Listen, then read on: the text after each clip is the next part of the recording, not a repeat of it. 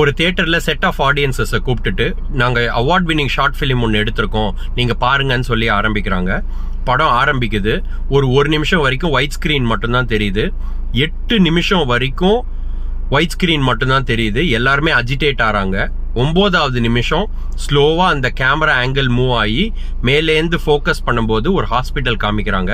அங்கே ஒருத்தர் படுத்திருக்காரு, fully paralysed. ரொம்ப சின்ன வயசு தான், உடம்பு ஃபுல்லாக பேரலைஸ், கண்ணு மட்டும்தான் மூவ் ஆகுது. அவர் பார்க்கறது என்னன்னா அந்த ஒயிட் ஸ்க்ரீன் மாதிரி உள்ள மேலே வால். உடனே கீழே சப்டைட்டில் போடுறாங்க அந்த படத்தில். உங்களால் ஒரு 8 நிமிஷம் கூட வெயிட் பண்ணி ஒரு ஒயிட் ஸ்க்ரீனை பார்க்க முடியல. இவர் ஒருத்தர் லைஃப் டைமுக்கும் ஃபுல்லாக பார்க்கணுன்னு. ஸோ யாரெல்லாம் கஷ்டப்பட்டு இந்த லைஃப் வாழணும்னு நினைக்கிறீங்களோ, இல்லை எக்ஸாம்ஸ் படிக்கும்போது என்னடா அது நமக்கு மட்டும் நினைக்கிறவங்களுக்கு ப்ளீஸ் அண்டர்ஸ்டாண்ட் ஒன் திங். நம்மளை விட கஷ்டப்படுறவங்க நிறைய பேர் இருக்காங்க. We are for for for better than other people. Please think.